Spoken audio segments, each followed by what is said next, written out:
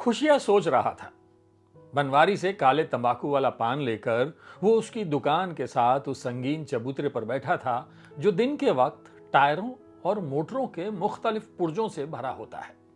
रात को 8:30 बजे के करीब मोटर के पुर्जे और टायर बेचने वालों की ये दुकान बंद हो जाती है और उसका संगीन चबूतरा खुशिया के लिए खाली हो जाता है। वो काले तंबाकू वाला पान आहिस्ता आहिस्ता चबा रहा था और सोच रहा था।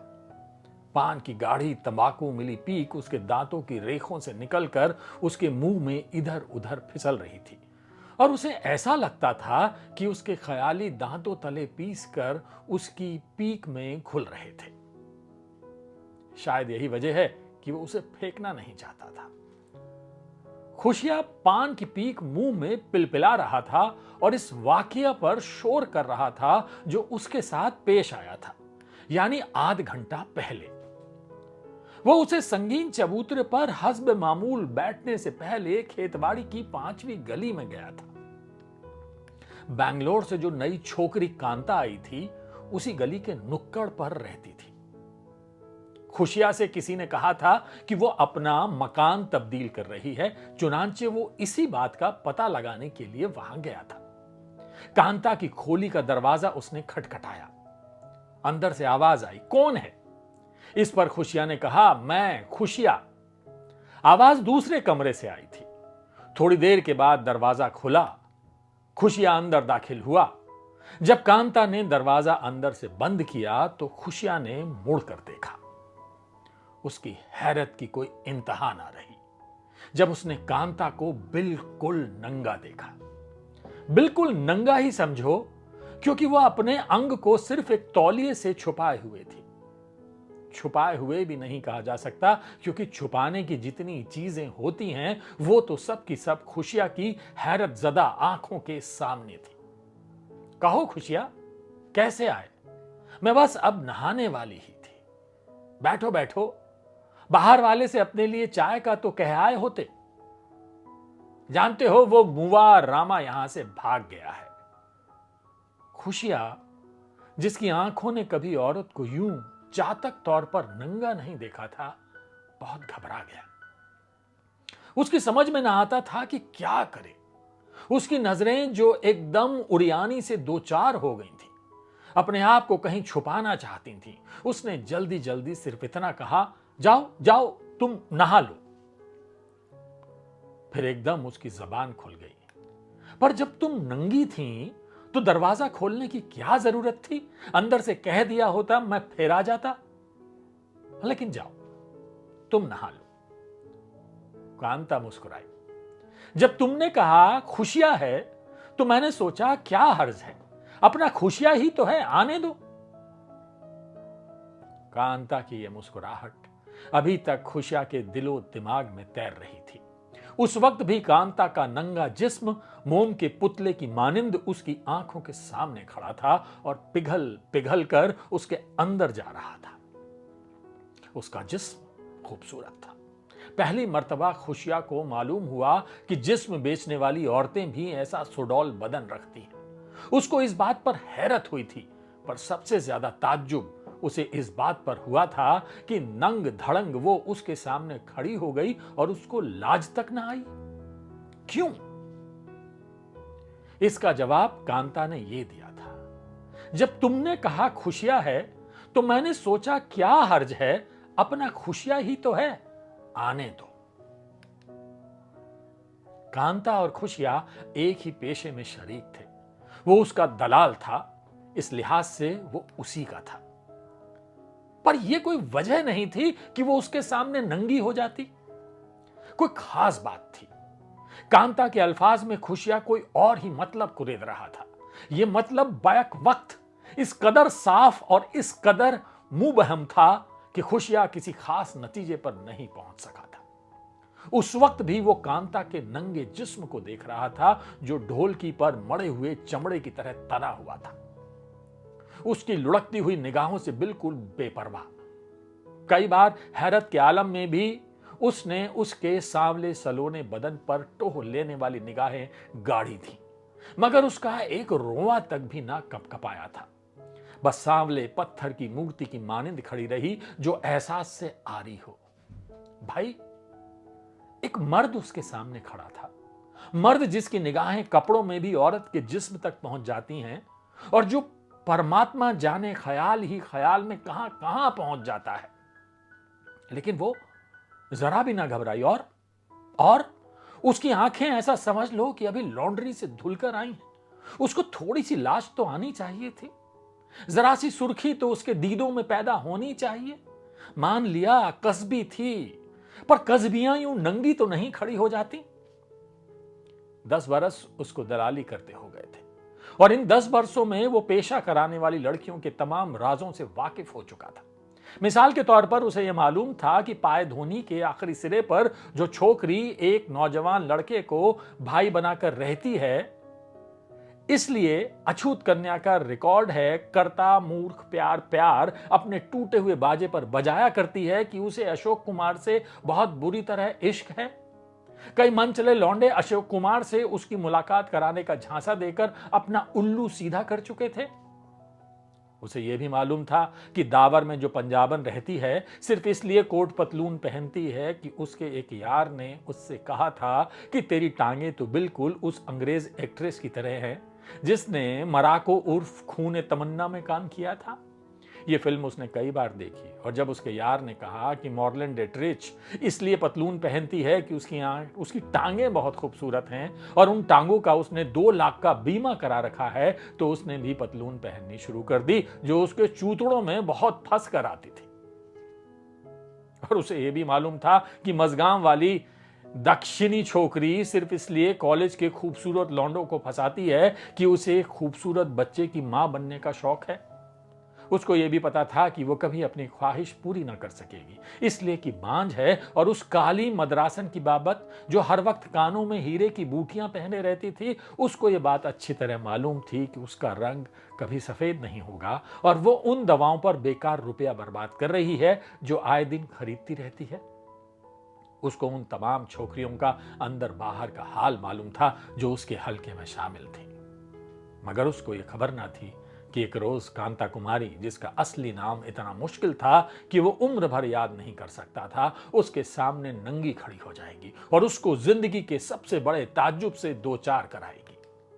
सोचते सोचते उसके मुंह में पान की पीक इस कदर जमा हो गई थी, अब वो मुश्किल से छालिया के इन नन्हे नन्हे रेजों को चबा सकता था जो उसके दांतों की रेखों में से इधर उधर फिसल कर जाते थे।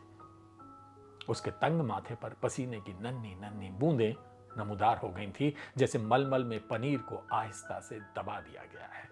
उसके मर्दाना वकार को धक्का सा पहुंचा था जब वो कांता के नंगे जिस्म को अपने तसव्वुर में लाता था। उसे महसूस होता था जैसे उसका अपमान हुआ है। एकदम उसने अपने दिल में कहा, भाई ये अपमान नहीं तो क्या है? यानी एक छोकरी नंग धड़ंग सामने खड़ी हो जाती है और कहती है इसमें हर्ज ही क्या है? तुम खुशियां ही तो हो।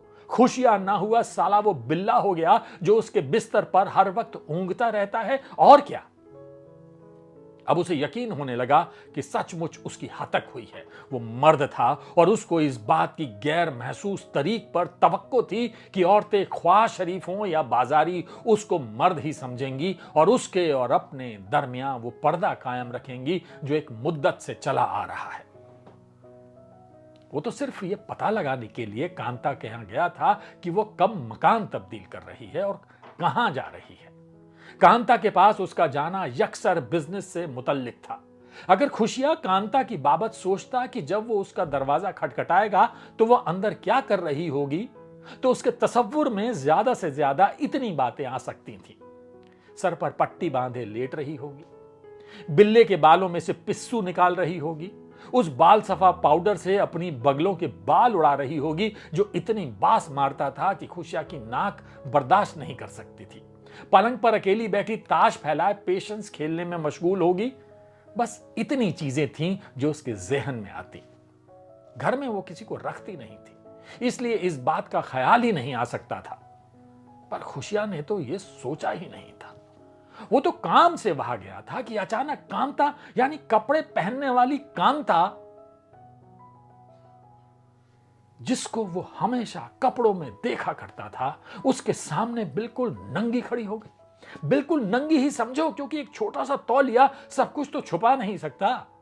खुशिया को यह नजारा देखकर ऐसा महसूस हुआ था जैसे छिलका उसके हाथ में रह गया है और केले का गुदा पुर्च करके उसके सामने आ गिरा है। नहीं, उसे कुछ और ही महसूस हुआ था, जैसे जैसे वो खुद नंगा हो गया है। अगर बात यहां तक ही खत्म हो जाती तो कुछ भी ना होता।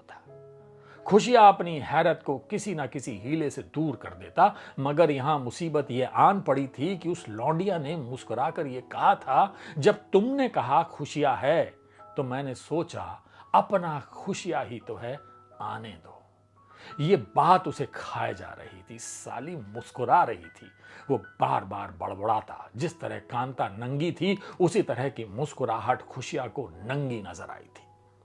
ये मुस्कुराहट ही नहीं, उसे कांता का जिस्म भी इस हद तक नजर आया था, गोया उस पर रंदा फिरा हुआ है। उसे बार बार बचपन के वो दिन याद आ रहे थे जब पड़ोस की एक औरत उससे कहा करती थी, खुशिया बेटा जा दौड़ के जा, ये बाल्टी पानी से भर ला। जब वो बाल्टी भर के लाया करता था तो वो धोती से बनाए पर्दे के पीछे से कहा करती थी, अंदर आके यहां मेरे पास रख दे, मैंने मुंह पर साबुन मला हुआ है, मुझे कुछ सुझाई नहीं देता। वो धोती का पर्दा हटाकर बाल्टी उसके पास रख दिया करता था। उस वक्त साबुन के झाग में लिपटी हुई नंगी औरत उसे नजर आया करती थी, मगर उसके दिल में किसी किस्म का हैजान पैदा नहीं होता था। भाई मैं उस वक्त बच्चा था, बिल्कुल भोला भाला। बच्चे और मर्द में बहुत फर्क होता है। बच्चों से कौन पैदा करता है, मगर अब तो मैं पूरा मर्द हूं। मेरी उम्र इस वक्त 28 बरस के करीब है और 28 बरस के जवान आदमी के सामने तो कोई बूढ़ी औरत भी नंगी खड़ी नहीं होती। कांता ने उसे क्या समझा था? क्या उसमें वो तमाम बातें नहीं थी जो एक नौजवान मर्द में होती हैं? इसमें कोई शक नहीं कि वो कांता को यक बयक नंग धड़ंग देखकर बहुत घबराया था। लेकिन चोर निगाहों से क्या उसने कांता की उन चीजों का जायजा नहीं लिया जो रोजाना इस्तेमाल के बावजूद असली हालत पर कायम थी? और क्या ताज्जुब के होते हुए उसके दिमाग में यह ख्याल नहीं आया था कि 10 रुपए में कांता बिल्कुल महंगी नहीं थी? और दशहरे के रोज बंक का वो मुंशी जो 2 रुपए की रियायत ना मिलने पर वापस चला गया था, बिल्कुल गधा था।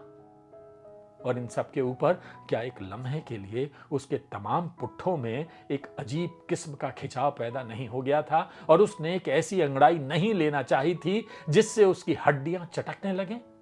फिर क्या वजह थी कि मंगलौर की उस सांवली छोकरी ने उसको मर्द ना समझा और सिर्फ खुशियां समझकर अपना सब कुछ देखने दिया? उसने गुस्से में आकर पान की गाढ़ी पीक थूक दी, जिसने फुटपाथ पर कई बेल बूटे बना दिए। पीक थूक कर वो उठा और ट्राम में बैठकर अपने घर चला गया। घर में उसने नहा धोकर नई धोती पहनी। जिस बिल्डिंग में रहता था उसकी एक दुकान में सलून था। अंदर जाकर उसने आईने के सामने अपने बालों में कंघी की। फिर फौरन ही कुछ ख्याल आया तो कुर्सी पर बैठ गया और बड़ी संजीदगी से उसने दाढ़ी मूंडने के लिए हज्जाम से कहा। हाँ, चूंकि वो दूसरी मर्तबा दाढ़ी मुंडवा रहा था, इसलिए हज्जाम ने कहा, अरे भाई खुशिया, भूल गए क्या? सुबह ही मैंने तुम्हारी दाढ़ी मूंडी थी। इस पर खुशिया ने बड़ी मतानत से दाढ़ी पर उल्टा हाथ फेरते हुए कहा, खूंटी अच्छी तरह नहीं निकली। अच्छी तरह खूंटी निकलवा कर और चेहरे पर पाउडर मलवा कर वो सलून से बाहर निकला। सामने टैक्सियों का अड्डा था। बम्बे के मखसूस अंदाज में उसने छी छी करके एक टैक्सी ड्राइवर को अपनी तरफ मुतवज्जा किया और उंगली के इशारे से उसे टैक्सी लाने के लिए कहा। जब वो टैक्सी में बैठ गया तो ड्राइवर ने मुड़कर उससे पूछा, कहां जाना है साहब? इन 4 लफ्जों ने और खास तौर पर साहब ने खुशिया को बहुत मसरूर किया। मुस्कुराकर उसने बड़े दोस्ताना लहजा में जवाब दिया, बताएंगे। पहले तुम ओपरा हाउस की तरफ चलो, लेमिंगटन रोड से होते हुए, समझे? ड्राइवर ने मीटर की लाल झंडी का सर नीचे दबा दिया। टन टन हुई और टैक्सी ने लेमिंगटन रोड का रुख किया।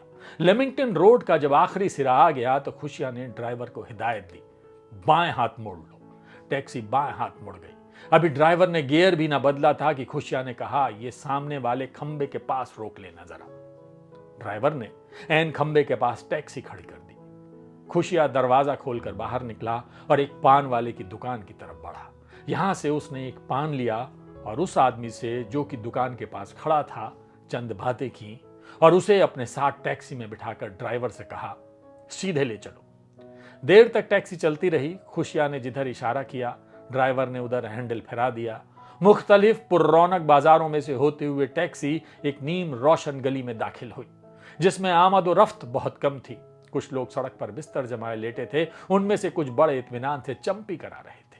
जब टैक्सी उन चंपी कराने वालों के आगे निकल गई और एक काठ के बंगलानुमा मकान के पास पहुंची, तो खुशिया ने ड्राइवर को ठहरने के लिए कहा, बस अब यहां रुक जाओ। टैक्सी ठहर गई तो खुशिया ने उस आदमी से, जिसको वो पान वाले की दुकान से अपने साथ लिया था, आहिस्ता से कहा, जाओ, मैं यहां इंतजार करता हूं। वो आदमी बेवकूफों की तरह खुशिया की तरफ देखता हुआ टैक्सी से बाहर निकला और सामने वाले चोबी मकान में दाखिल हो गया। खुशिया जमकर टैक्सी के गद्दे पर बैठ गया। एक टांग दूसरी टांग पर रखकर उसने जेब से बीड़ी निकालकर सुलगाई और एक दो कश लेकर बाहर फेंक दी।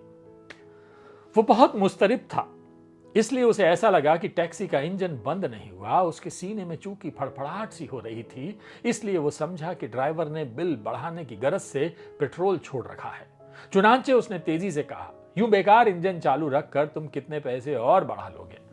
ड्राइवर ने मुड़कर खुशिया की तरफ देखा और कहा, सेठ, इंजन तो बंद है। जब खुशिया को अपनी गलती का एहसास हुआ तो उसका इस्तराब और भी बढ़ गया और उसने कुछ कहने के बजाय अपने होठ चबाने शुरू कर दिए। फिर एकाएक ही सर पर वो कश्तीनुमा काली टोपी पहनकर, जो अब तक उसकी बगल में दबी हुई थी, उसने ड्राइवर का शाना हिलाया और कहा, देखो, अभी एक छोकरी आएगी, जो ही अंदर दाखिल हो तो मोटर चला देना, समझे? घबराने की कोई बात नहीं है, मामला ऐसा वैसा नहीं है। इतने में सामने चोबी मकान से दो आदमी बाहर निकले।